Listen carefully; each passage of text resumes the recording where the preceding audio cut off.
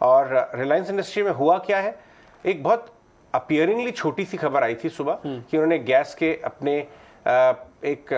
कारोबार को डीमर्ज करने की बात की थी, कल शाम की खबर है राधा, और उसको वैल्यू अनलॉकिंग करेंगे आगे चल के, ये खबर आई थी। अब देखिए 150 रुपये ऊपर है, 6% ऊपर, पूरे बाजार को बहुत जबरदस्त तरीके से सपोर्ट करता हुआ। प्रबल सेन सेंट्रल ब्रोकिंग के बात करेंगे हमारे साथ इस पूरे इशू पे। प्रबल, ये तो बहुत ज्यादा अटेंशन नहीं अट्रैक्ट कर पाई कल शाम को भी ये न्यूज़, लेकिन आपको लगता है कि ये पूरा जो आज का 6% का अपमूव ये कंप्लीटली ट्रिगर्ड बाय इसी न्यूज़ से, ये इसमें शॉर्ट कवरिंग का या अदर फैक्टर्स का भी रोल हो सकता है कि गिर गया था बहुत ज़्यादा 15% लास्ट 15 दिन में? Thank you for having me. I think दोनों चीज़ों का कॉम्बिनेशन होगा, बिकॉज अगर आप ये वाली मूव देखें जो स्प्लिट की बात हो रही है, और other what they have done की गैस बिजनेस को उन्होंने अलग करने का जो डिसीजन लिया है, अभी उसमें देखिए नंबर्स कुछ भी डालना बहुत मुश्किल है, क्योंकि कैसे इस सेगमेंट को वो बाकी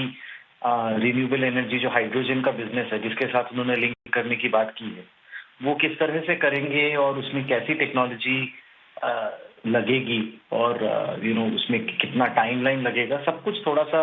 अनसर्टेन है। बट एक चीज अगर आप देखें, द लिंक इज दैट जो उन्होंने ओटीसी बिजनेस का जो डील पोस्टपोन हो गया या रादर ऑन होल्ड पे रह गया, वहां पे भी उन्होंने इस चीज की बात करी थी कि वो ओटीसी और ग्रीन एनर्जी बिजनेस को एक दूसरे तरीके से देखेंगे, उसको शायद एक साथ कंबाइन करके देखेंगे, और जो जामनगर में उनके एग्जिस्टिंग यूनिट्स हैं उनको रीपर्पस करेंगे कि रिन्यूएबल हाइड्रोजन वगैरह बिजनेस में वो कैसे उसके साथ इंटीग्रेट कर सकते हैं। तो ये डिसीजन इमीडिएटली उसके बाद आना बहुत क्लियर है कि उन्होंने इंटेंट बहुत एस्टैब्लिश कर दिया है कि ओटीसी को बहुत अलग तरीके से वो देखने जा रहे हैं अगले 2-3 सालों में, और उसकी वजह से आई थिंक ये एक शुरुआत है। जो अनलॉकिंग वैल्यू की बात की है उसमें भी ये समझ में आता है कि शायद इसके लिए ही वो ओटीसी बिजनेस को शायद एकदम से अब डाइवर्स करने में इंटरेस्टेड नहीं है, क्योंकि वो उस बिजनेस को बहुत अलग तरीके से शायद पोजीशन करेंगे, उसमें ज्यादा रिन्यूएबल का पार्ट या स्पेशलिटी केमिकल्स का पार्ट शायद और बढ़ेगा अगले 2-3 सालों में, और ट्रेडिशनल जो रिफाइनिंग बिजनेस है उसको शायद और धीरे धीरे, जो मिस्टर मुकेश अंबानी ने 2-3 बार आई थिंक मेंशन किया है उनके एजीएम स्पीचेस में, कि वो ट्रेडिशनल फ्यूल्स की इंपॉर्टेंस को काफी कम करेंगे अगले 5-6 सालों में। तो उस हिसाब से I think as an intent, as a direction बहुत सिग्निफिकेंट है, बट उसमें अभी स्टॉक में मूवमेंट जो है आई थिंक प्रोबेबली वही आपने जो बताया कि अंडर परफॉर्मेंस भी था, और प्लस आई थिंक उसमें अनलॉकिंग वैल्यू से लोग एक्साइटेड हो रहे हैं, क्योंकि एक एटलीस्ट वैल्यू समझ में आएगी, क्योंकि अभी उसके बारे में इंफॉर्मेशन बहुत कम है कि आप ये पूरे रिन्यूएबल पीस को कैसे वैल्यू करें। तो अगर कोई एक्सटर्नल प्लेयर आएगा तो उससे शायद एक मार्कर बनेगा, एक बेंचमार्क बनेगा। जैसे अगर आप याद करें जियो और रिटेल में भी एक्सटर्नल ट्रांजैक्शन की वजह से काफी एक बेंचमार्क मिला था बिजनेसेस को, कि चलिए इस मल्टीपल पे अगर एक्सटर्नल बायर ले रहा है तो यहाँ से हम देख सकते हैं कि अब आगे क्या करना है। राइट साथ ही प्रबल आपसे ये भी जानना चाहेंगे, क्योंकि आप बता रहे हैं कि शॉर्ट कवरिंग भी एक बड़ी वजह रही, लेकिन अगर आप यहाँ पर फंडामेंटल रीजंस को देखिए, जिस तरह से रिलायंस और अरामको की डील को रीवैल्यूएट करने की बात, और अब गैसिफिकेशन, यहाँ पर गैसिफिकेशन कारोबार की रीस्ट्रक्चरिंग की बात हो, क्या लग रहा है कि यहाँ से अब रिलायंस के लिए आगे के रास्ते किस तरह से दिखते हैं, फंडामेंटली काउंटर कैसा दिख रहा है, और क्या इसे अब राइट टाइम है कि इन्वेस्टर्स अपने पोर्टफोलियो पे, हालांकि ये हमेशा ये एक one of the favourite stock रहा है, लेकिन क्या ये लेवल्स अब अट्रैक्टिव लग रहे हैं?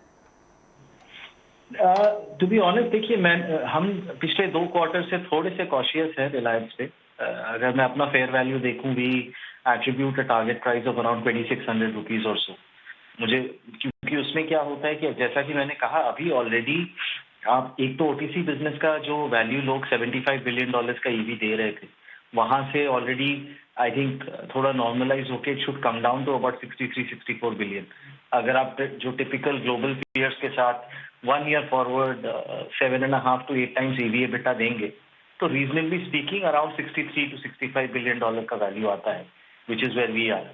और दूसरा, ये जो $10 बिलियन का इन्वेस्टमेंट है in the whole green energy business, वहां पे भी अगर आप ग्लोबल पीयर्स के साथ कंपेयर करके, आज की डेट पे हमारे पास सिर्फ एक कैपिटल एम्प्लॉयड का नंबर है, अगर रीजनेबली देखें तो एक EV to capital employed multiple भी अगर आप देते हैं 2 से 3 टाइम, तो 300 रुपए पर शेयर के आसपास आप वैल्यू एट्रीब्यूट कर सकते हैं। बट अगर आप वो सब कुछ एक साथ करें और थोड़ा ऑप्टिमिस्टिक वैल्यू भी लें, एटलीस्ट नियर टर्म में from a 1 year standpoint 2600 to 2700 का फेयर वैल्यू बैठता है। Long term option value of course काफी हो सकता है, क्योंकि अभी ओटीसी सेगमेंट के मार्जिन भी मिड साइकिल पे ही है, रिकवरी पूरी तरह से सेट नहीं हुई है। ग्रीन एनर्जी में जैसे जैसे न्यूज फ्लो आएगा वैल्यूएशन बढ़ेंगे। और एक जो इम्पोर्टेंट ट्रिगर है जो अभी स्टार्ट हो गया है ऑलरेडी, जो भारती और वोडाफोन ने अपने टैरिफ्स बढ़ा दिए हैं ऑलमोस्ट 20% से, तो कहीं ना कहीं पे जियो का भी जो री रेटिंग है या नंबर्स हैं वो भी शायद थोड़े से और अपग्रेड हो सकते हैं। लेकिन बात ये भी है कि स्ट्रीट ने ऑलरेडी FY23 में जियो के नंबर्स को हायर आरपू के साथ ही शायद प्रोजेक्ट किया है। एटलीस्ट मैं अपने नंबर में तो बात कर सकता हूँ कि हम वो अज्यूम करके ही चल रहे थे। सो अर्निंग सरप्राइज यहाँ से लाना at least in the near term will be a tough ask. लेकिन अगर अपन 5 साल के व्यू पॉइंट से देखें तो of course there is an option value to ये जो सारे नए बिजनेसेस आ रहे हैं। स्ट्रगल सिर्फ यही है अभी कि उसमें नंबर डालना, क्योंकि टेक्नोलॉजी भी अनटेस्टेड है, अननोन है, टाइमलाइंस भी थोड़ी अननोन है। वो थोड़ा नियर टर्म में मुझे थोड़ा सा स्ट्रगल लगता है, पर्टिकुलरली इस भाव पे 2000 रुपए 2200 रुपए पे अट्रैक्टिव लगता है। बट 2600-2700 के बाद अपसाइड निकालना थोड़ा सा आई थिंक टफ हो सकता है अगर सिर्फ 12 महीने का आउटलुक देखें। थैंक यू प्रबल आज हमारे साथ बात करने के लिए और हमें एक्सप्लेन करने के लिए। देखिए ज्योतिरादित्य सिंधिया जेवर एयरपोर्ट के शिलान्यास के लिए बातचीत कर रहे हैं। 2 मिनट के लिए सुन लेते हैं क्या कह रहे हैं। बड़ा बहुत इवेंट है ये, एशिया का लार्जेस्ट एयरपोर्ट इंडिया में काम हो रहा है। बहुत टाइट और बहुत स्ट्रिक्ट टाइमलाइंस हैं। 2024 3 साल तो हैं, फर्स्ट फेज स्टार्ट हो जाएगा, जबकि हमारा इतिहास बहुत ज़्यादा स्ट्रांग नहीं है। हिस्ट्री डजंट सजेस्ट कि हमने इतने लार्ज प्रोजेक्ट बहुत टाइम पे कम किए हैं। तो इस बार क्या हम सक्सेसफुल होंगे? 2-3 मिनट सुनते हैं, फिर हम